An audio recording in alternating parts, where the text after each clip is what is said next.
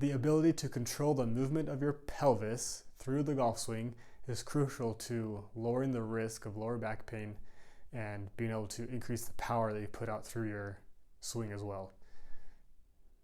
For all golfers, we want to check the quality of movement that you have to control your pelvis through the golf swing, and here's one way that we can do that. We'll have all golfers stand into a iron posture. So you act like you have an iron, get a nice golf posture that you swing in, cross your arms, and then we want to be able to check to see if you can tilt your pelvis forwards and then back in a nice smooth and controlled manner so that your pelvis is moving, your upper body is quiet, and that when you do move your pelvis, it's nice and smooth. So we sit here and we're just going to stick your tailbone out, tilting the pelvis forwards, and then tilting back, tucking the tailbone in, forwards, and back. The ability to do that with your upper body staying quiet and not moving is good, and the ability to tilt your pelvis forwards and back smoothly is another good quality. If you're experiencing that shaking movement, then your ability to tilt isn't quite as good as we want it to be. We want to improve that to help lower the risk of lower back pain. And here's a couple exercises that we can to do that. There are a couple progressions you can do to help smooth this pelvic tilting movement that will then relate to the golf swing as you go practicing the golf swing and practice this movement.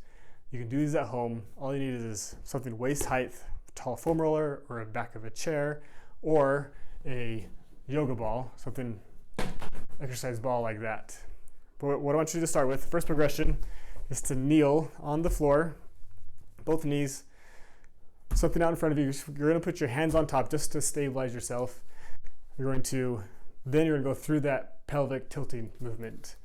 We're going to tilt back, forwards, and as you do this, you'll find that kneeling down and hands out in front of you, this is going to seem a lot smoother than you were standing. So you go smooth, stand up tall, get into a slight bent position. Progression 2, slight bent, like a golf posture, just on your knees. Do that tilting movement.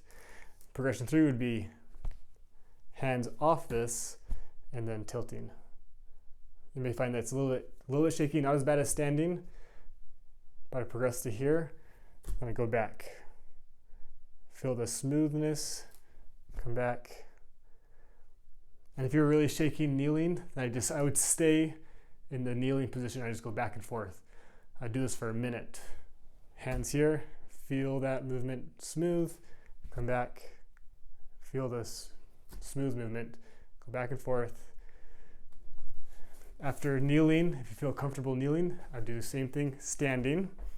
What we're going to do is here, this one's definitely going to be more golf posture. You're going to bent over, hands on your chair, and you're going to tilt.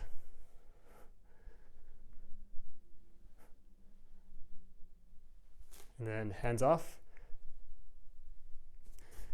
It's a lot easier with some support here, so you can get the feeling with some smooth movement here, and then hands off.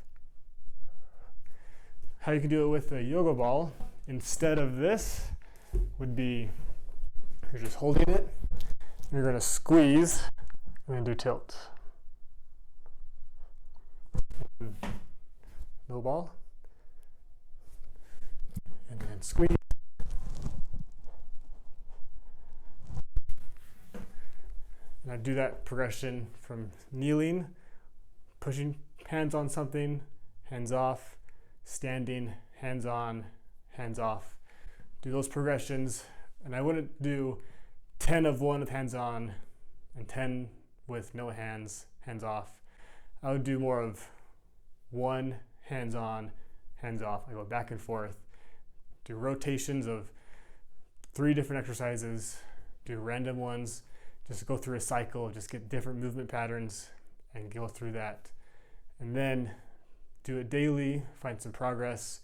That shaking movement feeling you have will subside and go lessen as you progress.